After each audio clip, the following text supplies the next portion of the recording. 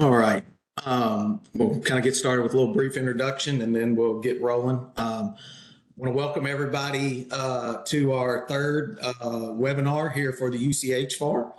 Hope everybody had a wonderful holiday season, good Martin Luther King Day. And like most everybody, even down in the deep South in Louisiana, we're getting what's unreasonably cold for us, but Matt's topic's going to warm us up a little bit here, hopefully. I'm really looking forward to this. I think this is a topic, at least in the food and ag sector, we don't think a lot about. Not necessarily we don't value our workers and what they're doing and what this does, but it's not something that comes to the top of our mind. I've read a lot of Matt's work in this to try to brush up because I'm in no way an expert on it, but real implications, and I don't steal any thunder here, but for the food and ag sector, especially in a lot of our areas that produce fruits and vegetables and areas where we typically get those things in terms of what this does to the workforce. But Matt is a very well-respected scholar. I've enjoyed getting to work with him on the UCH FAR thus far, and he's provided a lot of valuable insights with respect to what a consortium looks like because he actually does some of the same. But I don't want to keep Matt from speaking or steal his thunder. We'll let Matt present. If you have some questions, feel free to type them in the box and we'll try to get to them. Or at the end, if you have some specific questions that Matt might be able to answer in some open dialogue, I think he would be for that. So without further ado, I'm going to turn my screen off and put myself on mute and let Matt begin. And Matt, thank you for joining us. We know your time is valuable. I'm looking forward to this. All right, thanks. Well, it's great to have an opportunity to give this webinar. We'll make sure that the logistics of sharing my screen work out in just a second. But I just wanted to introduce myself very briefly here. So I'm Matthew Huber. I'm a professor in the Earth, Atmospheric, and Planetary Sciences Department here at Purdue, and I'm also director of the Institute for a Sustainable Future, which is transdisciplinary institute with over 300 affiliated faculty across Purdue's campus. So I'm speaking here in my role as a scientist working on heat stress. And as will become apparent for those of you who don't already know, I'm not an expert in agriculture per se. My background is in climate dynamics. But I have had the joy of working with a wide variety of people over the past couple of decades in order to learn more about agricultural systems and also human health and the interactions between those. So without further ado, I will try and make sure my screen sharing works here. It's always some sort of issue, making sure that everything works. And okay, let's see if we can do this now.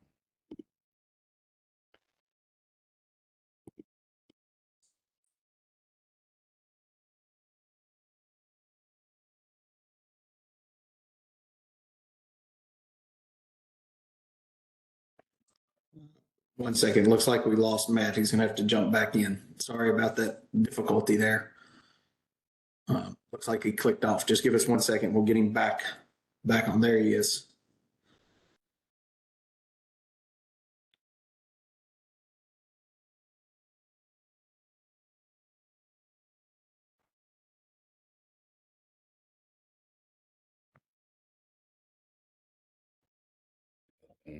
Yep, we can hear you. We can hear you, Matt. Okay, good.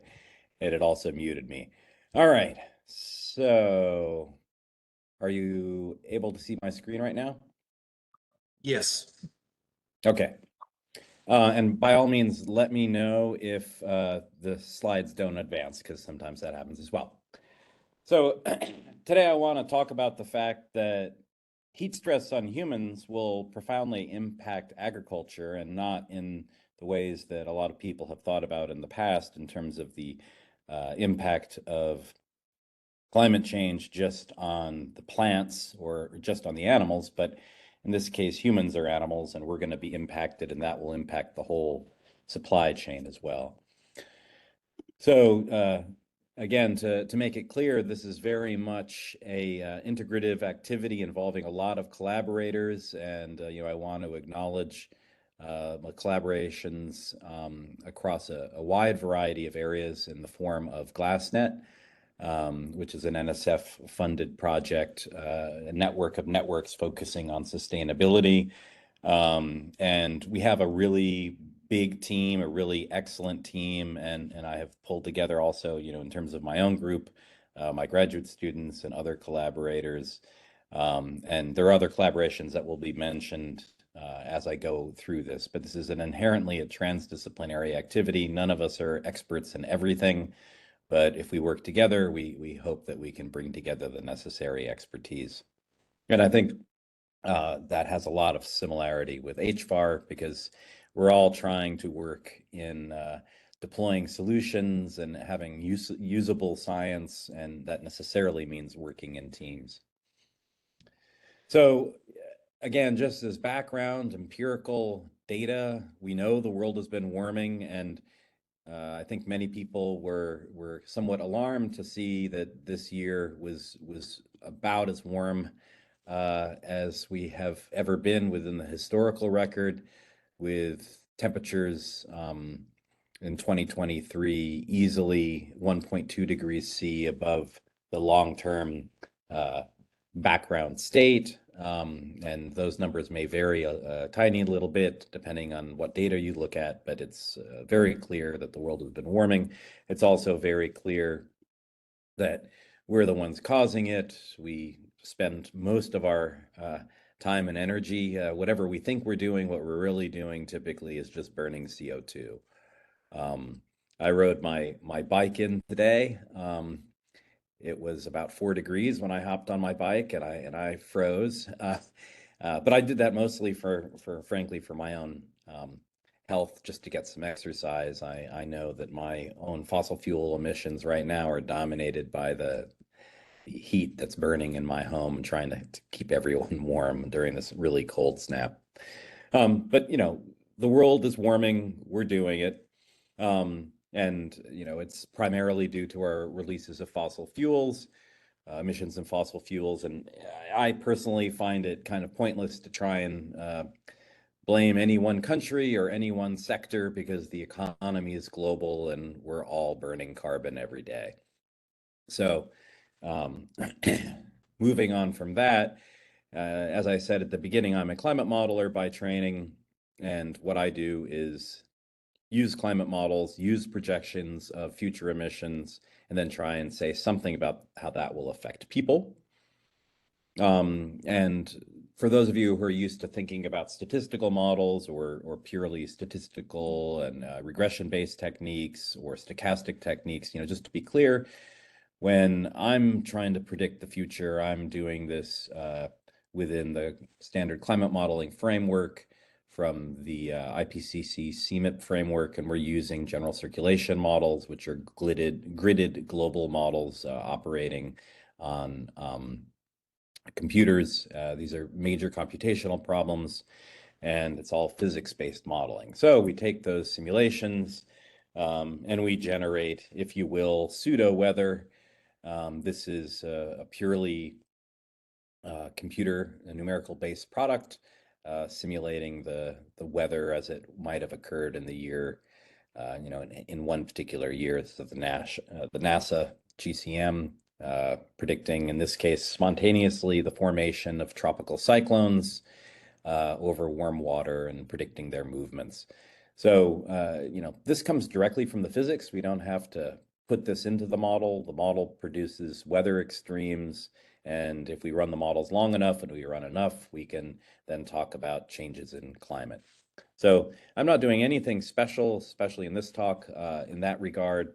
We are going to be using a variety of the scenarios that people have come up with for greenhouse gas emissions going into the future, and utilizing output from a fairly standard suite of models to talk about what the climate change will be. But I will be discussing here specifically the impact on heat stress, and not any one of the 100 other ways that you can slice and dice these model forecasts. And in most of what I'm going to show, I'm not going to be emphasizing the scenario-dependent component. I'm going to be talking about global warming levels. So mostly talking about what if the world is 1 degree warmer, or 2 degrees warmer, or 3, or 4, or 5. And the nice thing about describing things in that way is climate model uncertainty, the intermodal spread between models, really collapses when you treat them all at global warming levels. They give very much the same results, regardless of what model it is. If you focus on saying, well, let's look at all the models at 3 degrees of warming. On the other hand, the downside is that every model will reach 3 degrees of warming at a different point in time, and that will also be a function of the emissions scenario. So people oftentimes during my talk will say, well, when will this happen? And the when question and even the if questions are harder. So I will really be emphasizing an approach in which we say, well, if we get to this temperature, this is what's going to happen. And I think that's appropriate because the question of if we get to a certain temperature actually fundamentally is a human decision. So we kind of subtract out that part, which is really a human decision-making process, from the uncertainty and focus instead on the physical uncertainties in the climate system and the physical implications of climate change. So as I said, we're going to be doing a bit of a deep dive in how climate change is going to affect agriculture.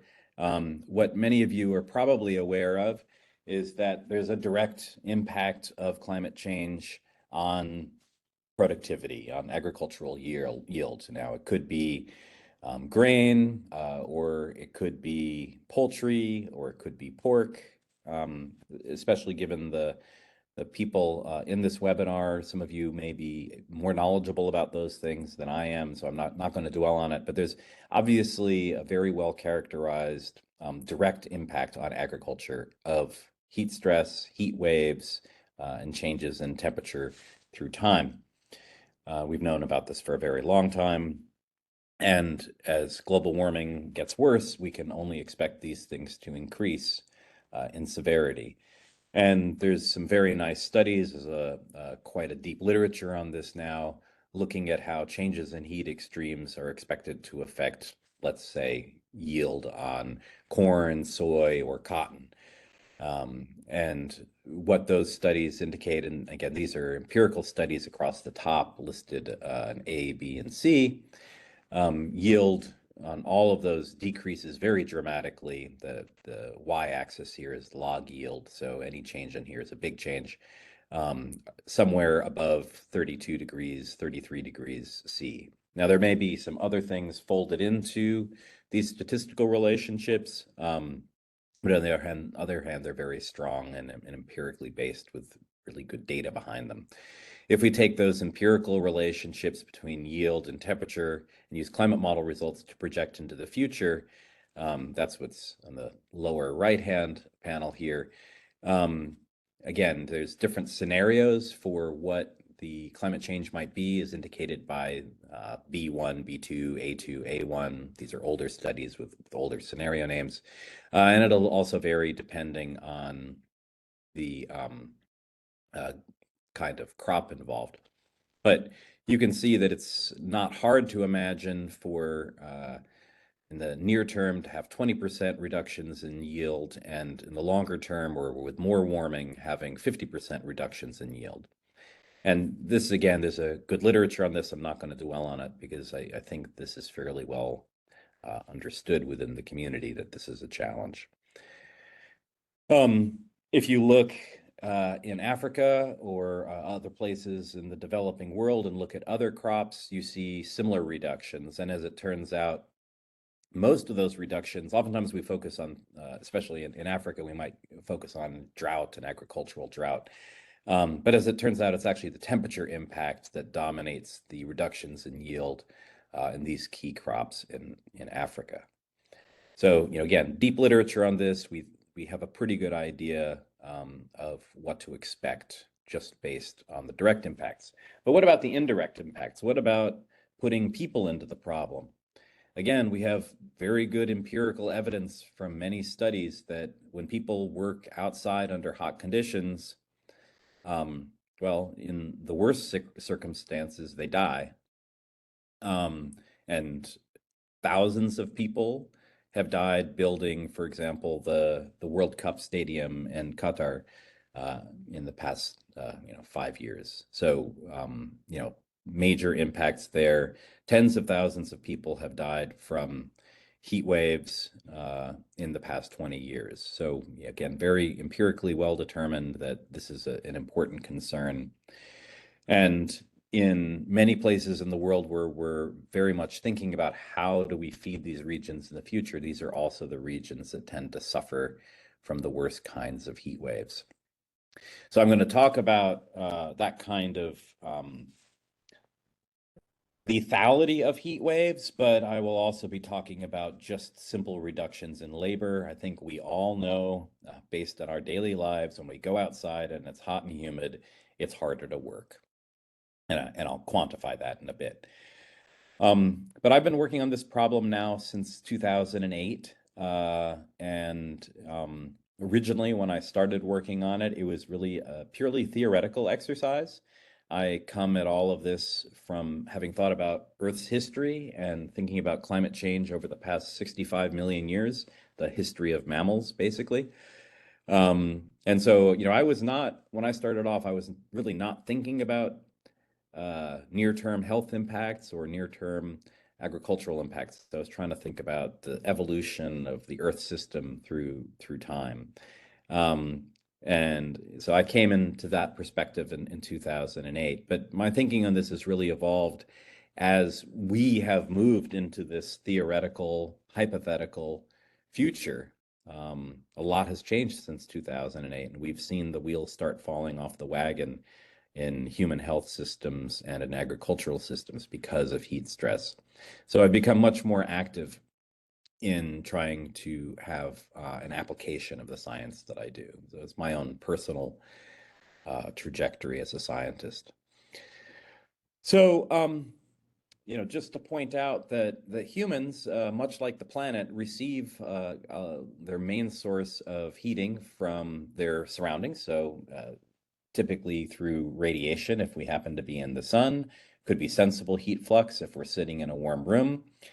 And we lose most of our heat actually through sweating. So just like the vast majority of heat lost from the Earth's surface to the atmosphere above it is evaporation, we also evaporate about the same amount of our total energy budget.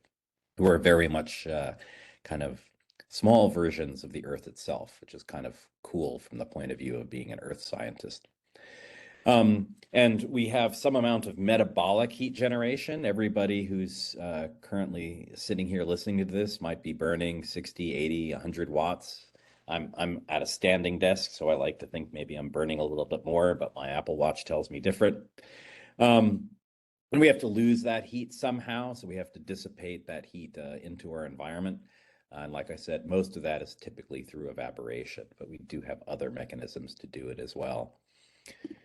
And there's a very deep literature on how we lose heat, going back at least to Haldane in 1905. This is the person who would go on during World War I to invent the gas mask. So again, thinking about people who might have started off with a sort of theoretical bent, who became more applied. He was doing research on himself. As a medical scientist, he experimented substantially on himself. Going down to the bottom of coal mines where it's hot and humid and running around and seeing when he got lightheaded. He also experimented on his son. So he and his son would go down to the bottom of these mines, and his son would go on to become a very famous Haldane who would be part of the so-called new synthesis in biology in the early half of the 20th century. So I guess none of them suffered long-term consequences from this.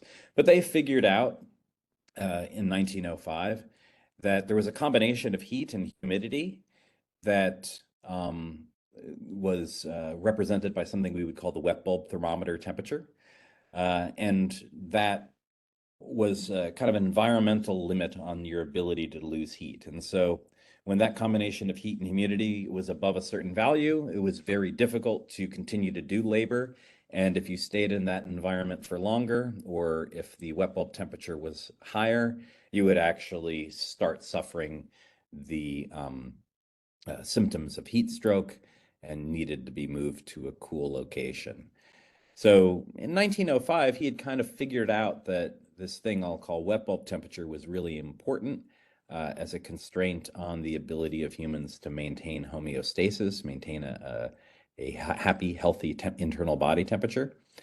And subsequent work on that was adopted by many people and became the basis of temperature and humidity and eventually radiation-based metrics for human health that became very important as part of military training during World War II and subsequently. So there was a lot that was learned through studying the behavior of soldiers and people in training, and then also subsequently to that in the 60s and 70s and 80s in athletics, in indoor environments, in the industrial hygiene literature, and also NASA was heavily involved in thinking about these kinds of constraints on the ability of people to cool themselves.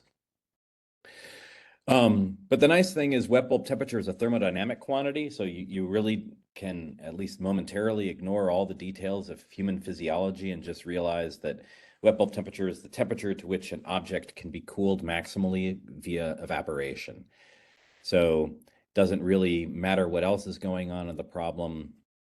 As long as the wind is blowing and you're able to evaporate, your skin will eventually reach this temperature, and that temperature needs to be cool enough to allow you to lose your metabolic heat. And so interestingly, you can, even though it's hot in Death Valley, the highest wet bulb temperature, which is this combination of heat and humidity, the highest wet bulb temperature in, say, Death Valley or the Sahara might only be 20 degrees C because it's a dry heat. So that's the key thing here. In other words, as long as you're drinking water and as long as you're in the shade and the wind is blowing on you, your skin can be as cool as 20 degrees, which allows you to dissipate your internal heat. But if you are today in India or in in say the heart of the rainforest, the wet bulb temperature might be in the high 20s or just broaching kind of the 30-degree threshold on the hottest, wettest day of the year. It's a very rare situation, but every once in a while in hot, wet places, the wet bulb temperature gets pretty high. And what we found in a set of simulations in 2010 was that this maximum wet bulb temperature is a very simple function of climate state. And as you warm the world, that maximum wet bulb temperature increases and increases and increases. And with 10 degrees of global warming, which was never intended to be a accurate representation of any reasonable future, this was just a purely theoretical thing we were doing.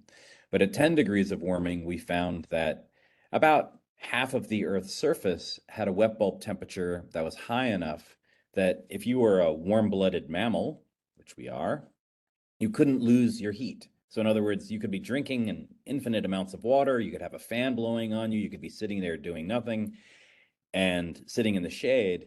But even then, you would not be able to lose your heat because there's just no way to evaporate it away. And then we did a little math and we realized, wow, that's like half the population of the planet would be in conditions where anybody, and frankly, any warm-blooded mammal that was outside, would not be able to live for any length of time. So this, again, was a purely theoretical result. It was not meant to be a prescription for the future. We just developed some thermodynamic understanding. But it had a very big impact within both the policy realm and the human health realm as people started realizing that, yes, it could get hot and humid enough in a widespread way for life as we know it to be very difficult.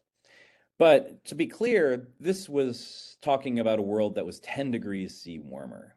So very much not something that's realistic. The question in my mind became, well, this was a theoretical study. What happens at 5 degrees? What happens at 4 degrees? What happens at 3? And we were assuming that the humans in our study were sort of perfect. They were perfect sweaters. They were perfectly acclimated. They were doing absolutely nothing. In the real world, none of these things are true. So in the real world, the limit's probably lower than this kind of 35-degree limit that we talked about, but we didn't know how low. And we didn't know whether this had really any real world implications. And so, I was intrigued when Dan Facelio and colleagues did an empirical study in which they found that this wet bulb limit was not 35, was not 34, was substantially lower than that. This is subject to a variety of uncertainties, including the fact that they were experimenting on people, and those people may not be as acclimated as somebody who grew up in a really hot, wet environment. But still, the spread of data indicates that the true limit is 30, 31, 32 degrees C in terms of wet bulb temperature. And that's much lower than what we had talked about in our study. So we recently published a study in which we looked what fractions of the world would experience conditions for a certain length of time above this new lower threshold. And what we found in that study was kind of intriguing. So this is now based on CMIP6 output and done in terms of global warming levels. So 1.5 degrees, 2 degrees of warming, 3 degrees of global warming, 4 degrees of global warming. And this is the number of hours in any given year that would be above this threshold. The patterns don't really change that much. It's just with every degree of warming, these hot blobs get bigger and they last for longer. And, very much unfortunately, the number of people affected and the number of hours that they are affected increases quite substantially with each degree of warming. It's not quite exponential, but it's nearly so. And we published this in PNAS last year.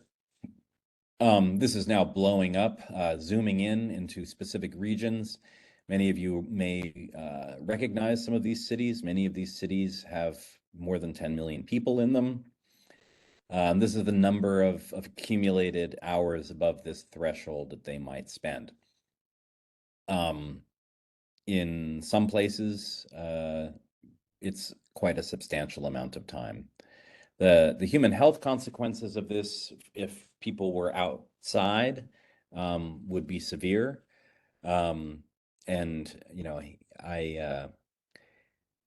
I never know what to say about this, other than it's very worrying. On the other hand, there are ways of addressing this kind of problem. Don't have people be outside during these events would be one of them. Make sure that they're in air-conditioned spaces. On the other hand, you are talking, as you get up to, say, 3 degrees, of hundreds of millions, if not billions of people being affected by these kinds of conditions. So, concerning. Now, in West Africa, it's a similar story. Another area of concern. Interestingly, in the US and North America, much less of a concern. At 3 degrees of warming, you get little blips experiencing this, and at 4 degrees of warming, it starts becoming more substantial. But it's just not as much as people in the Gulf Coast may complain about how hot and wet it is during the summer. It's actually, relative to other places, it's just not that hot and wet. So less of a concern in the US. But that was kind of an extreme way of looking at things. That's talking about conditions that put people in the hospital. In terms of agricultural impact, it may be more relevant much of the time to think about the kind of gradational change, the kind of ramp down in physical activity that happens as you accumulate hours of heat. So to do that, we will look at a metric that's related to wet bulb temperature, but different. It's distinctly different. It's called wet bulb globe temperature. And this is the one that is an ASHRAE standard and emerged directly from research done by the military in the 50s. And in this metric, you include the effect of radiation as measured by a globe thermometer, as well as evaporation, which is measured by the wet bulb thermometer, and also a regular old dry bulb thermometer. So it includes the impact of heat gain through solar radiation, heat loss through evaporation, and the sensible heat flux component as well. This is a picture of me standing in the US AMRAAM heat lab. In this lab, they can change the temperature and humidity, have complete control of it, and they can change the atmospheric pressure and take people up to an equivalent pressure of 14,000 feet. And they do research that's meant to protect the health and well-being of people in the military by subjecting people to conditions that are quite challenging. So they do exercise on these treadmills and have their thermal parameters checked.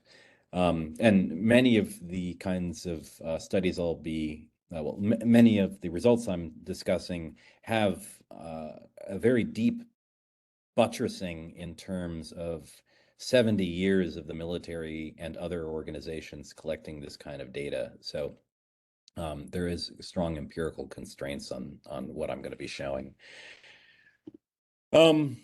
We take these kinds of relationships developed in a lab and implement them on a computer. That's the basic thing. There's a whole variety of studies that have been done by different groups over the years. Like I said, in the military, they do it. Also, there's a lovely set of experiments that were done in China, which we have utilized the results for in evaluating our own labor relationships that we implement within our models. But essentially, you can boil it down into graphs that look like this. And this is the ability of people to do labor in a variety of conditions. So this is on the top is light labor, on the bottom is heavy labor. And each one of these people is sort of an amount of time that somebody could be running on a treadmill. And the numbers represent either wet bulb temperature, which is kind of a lower set of numbers, or the dry bulb temperature, which is a higher set of numbers. And you can see that in terms of light labor, people can work when it's 40 degrees C. They can run on a treadmill, no problem. But when the wet bulb temperature gets too high, when it gets above about 30, people lose the ability to will themselves to continue running on the treadmill. And the harder you ask them to run, the quicker they burn out and give up. So we can summarize these relationships in a working time relationship here, and this is the bottom axis is something like wet bulb temperature, and the top one is the working time, and you'll see there's a big drop. And I just have stepped through this, but there are hundreds of studies that have developed empirical relationships like this over the years, and they all have a shape that looks kind of like that. And here on the right are a family of these ability to work versus some thermometric shape along the bottom axis. And they all look kind of like that. You're okay working, then at some point your labor diminishes, and then at some point it either goes to zero or it drops to some relatively low number.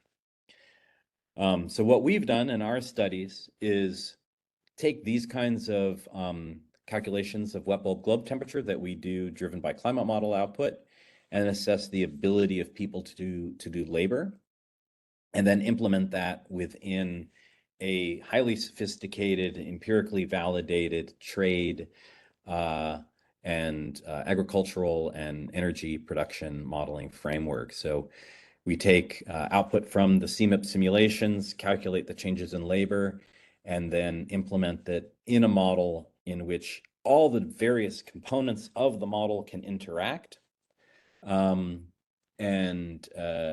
It's a spatially resolved CGE model that's then broken down sector by sector, country by country, and we allow the interactions to happen, changes in labor, changes in prices, changes in flows and stocks. So we implement that in a model, run it through this whole workflow. This was several years of several graduate students' work. So I'm sorry to gloss over it, but you know, a lot of work. And we also specifically emphasized in this how this might impact laborers near the poverty line, because the economics of people near the poverty line is profoundly different than in the rest of the curve. And as I said, this is very granular. So we break it down sector by sector, and agriculture is broken up into many components, but we also have mining, construction, manufacturing, financial activities, and we expose every imaginary person in every sector in every country to the prevailing wet bulb globe temperature conditions from all 16 CMIP models for a wide variety of conditions. And then we calculate the resulting economic impacts, including all the compensations, all the feedbacks, various substitutions that happen.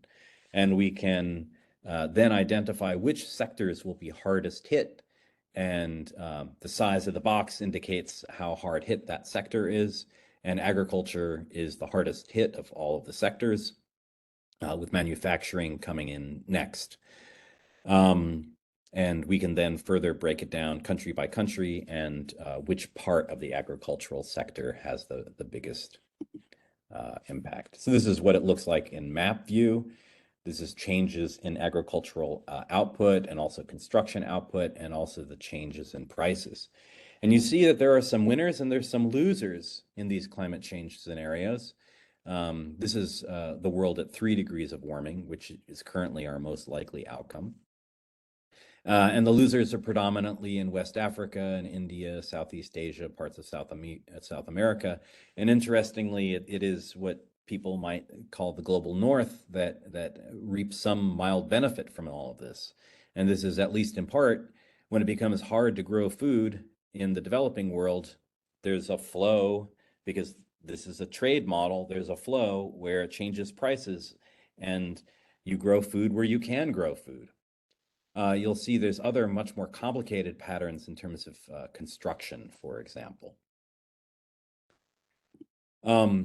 And you know, as you saw, West Africa is a major hotspot for both heat stress and also the agricultural impacts of heat stress.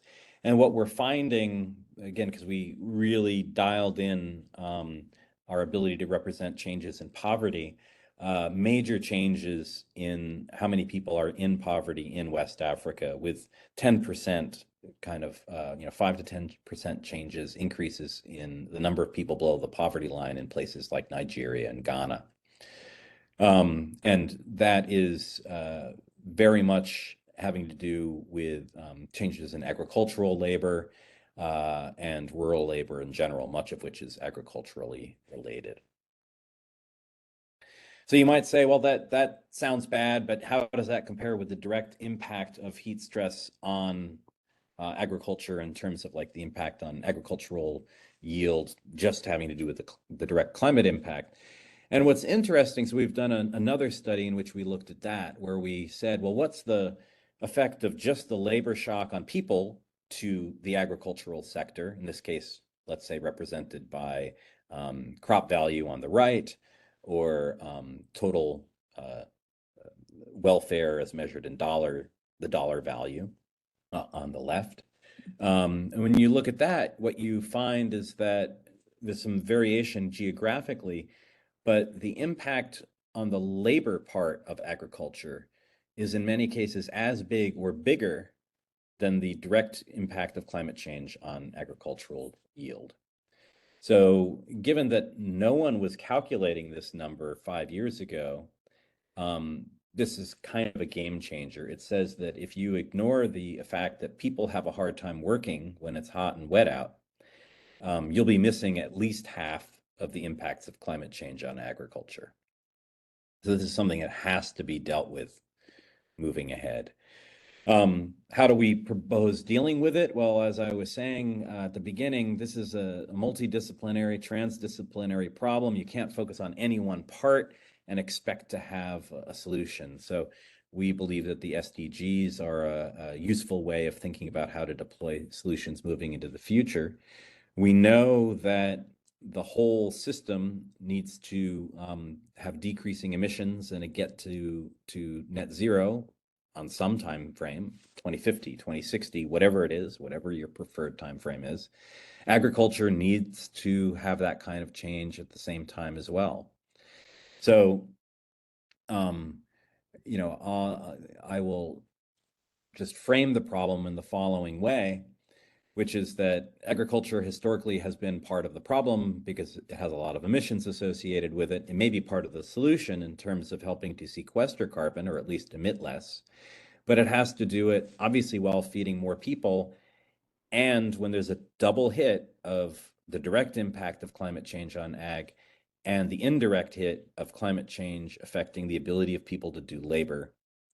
So we actually need to change the labor part of the equation and rethink how the laborers are being treated or the role of labor in the agricultural process.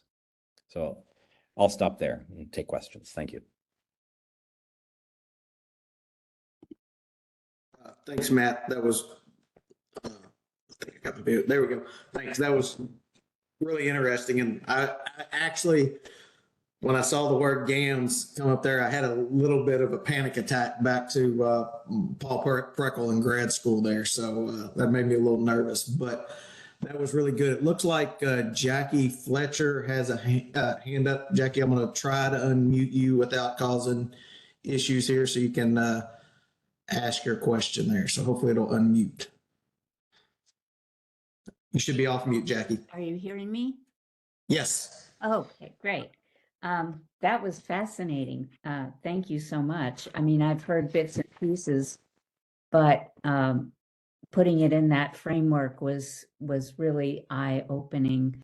It really brought to my mind a lot of the discussions that I've been part of lately, dealing with the need for sociological studies to be done in conjunction with many of the things that we're trying to evaluate and study these days. And this certainly is one of those areas. So I'm wondering if we have the workforce in place to be dealing with this that would be cross-disciplinary, such as you suggest. It seems like we need a whole bunch of more people like you, as well as those that can take it forward in policy and action.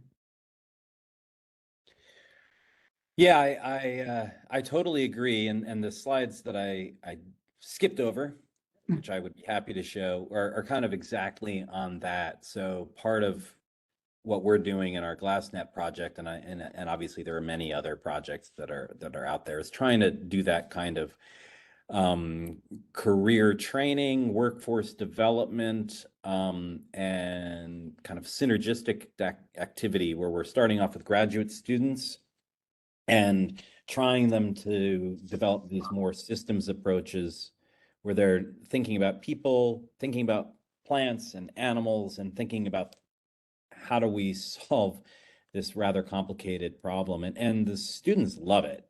I mean, I can say, as a fellow professor, this is exactly what students want to be doing. They don't want to just do one thing for the rest of their life. So I think there's a real opportunity to build on student enthusiasm and moving ahead in this direction. Thank you. That was really helpful. And I see a question from David Hogg that I can't wait to hear your answer to. Yeah. Let me unmute. Marcy, can you unmute Connie, and then we'll do David's question as well. There you go, Connie, you should be unmuted. My name's Connie Bowen. I run a venture firm actually focused exclusively on the future of work in agriculture. So this is an area of deep interest to me.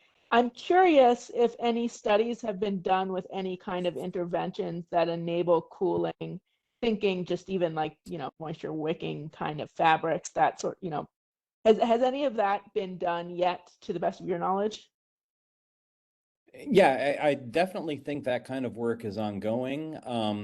I think there's various organizations that I'm familiar with that are doing it within the context first of measuring, so just getting better thermal stress measuring. And then there's other groups that are working on implementation.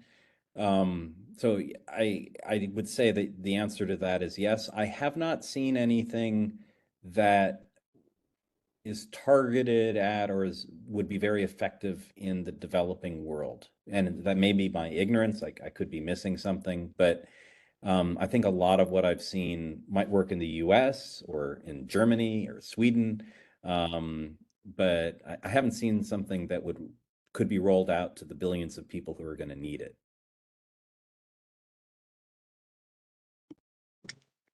I think we had a question from David on there. I think Marcy was going to read it for you.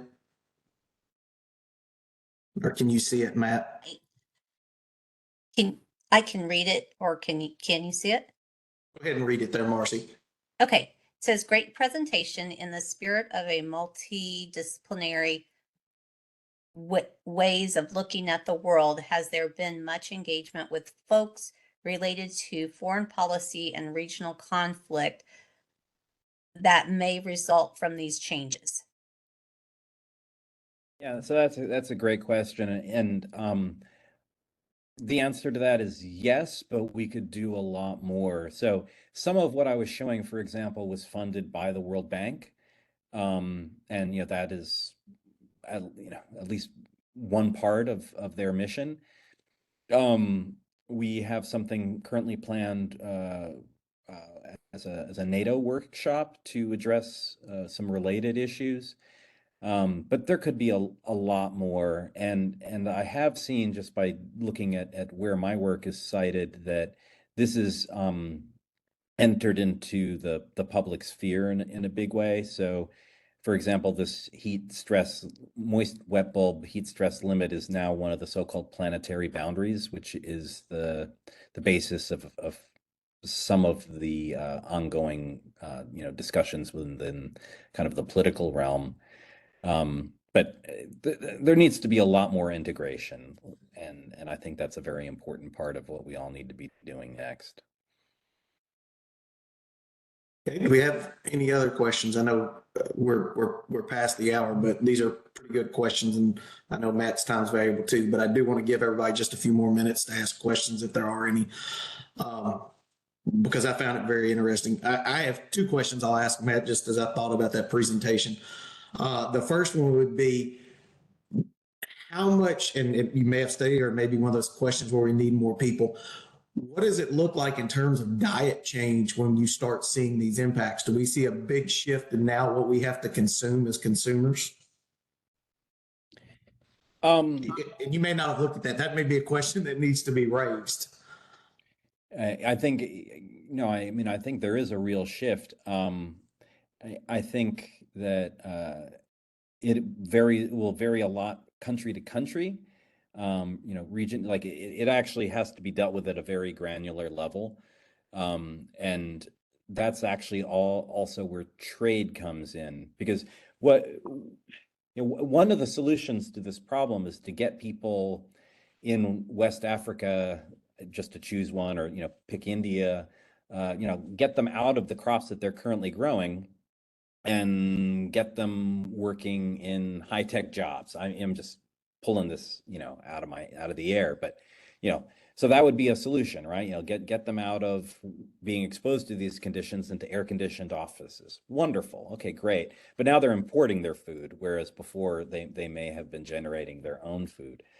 So there's going to be a lot of that. I mean, there is a technological optimist solution to this, but it does involve not doing agriculture in many places where currently that's the basis of the economy.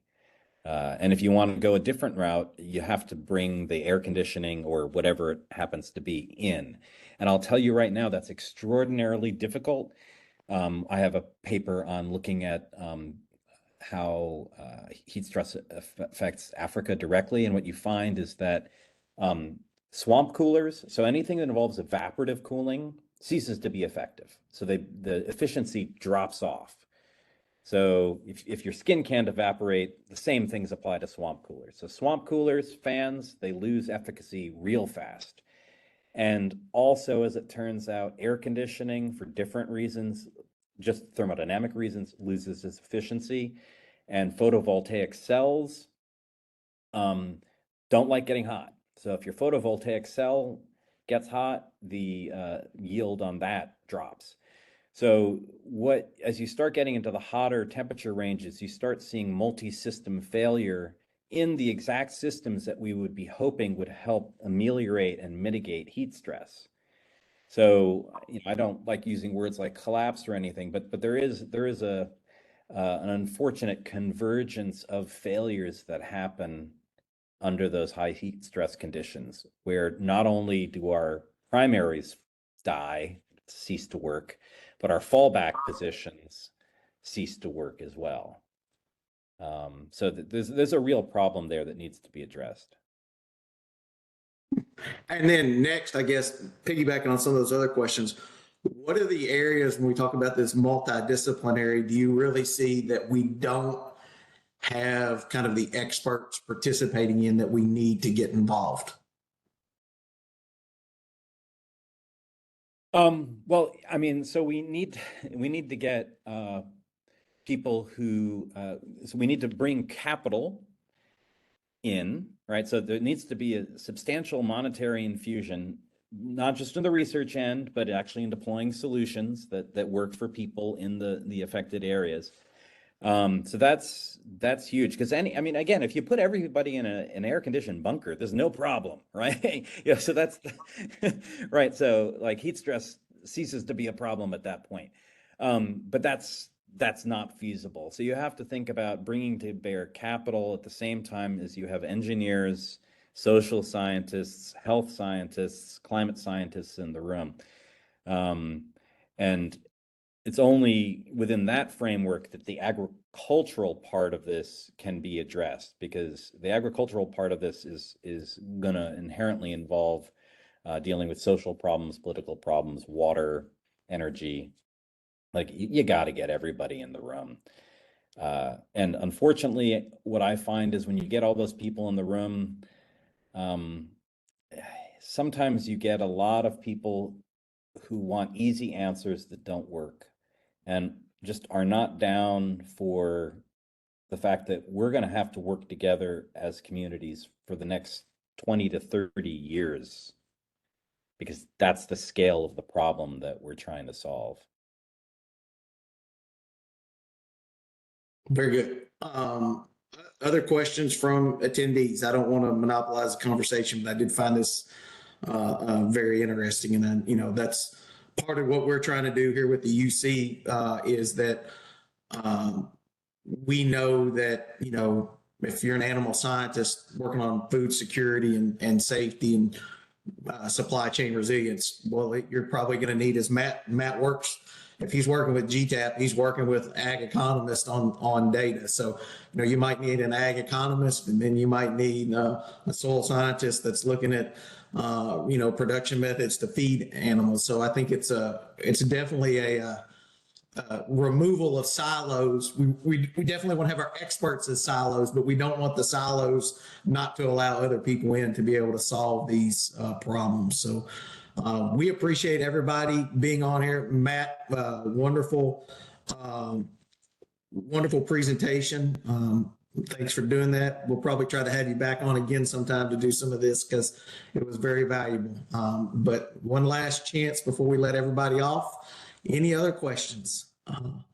If not, I hope everyone has a wonderful day and can actually stay warm on a day where actually everybody is cold out. But we do appreciate your time, and look forward to having you for our next, we'll have another webinar in March, and we have our meeting coming up February 5th and 6th. We'll be sending out the agenda shortly, and we still have some open spots for a meeting at the Beck Center at Purdue and have some great speakers lined up coming to that. So thanks, everybody. We hope you have a wonderful day. Matt, as always, we appreciate your hard work.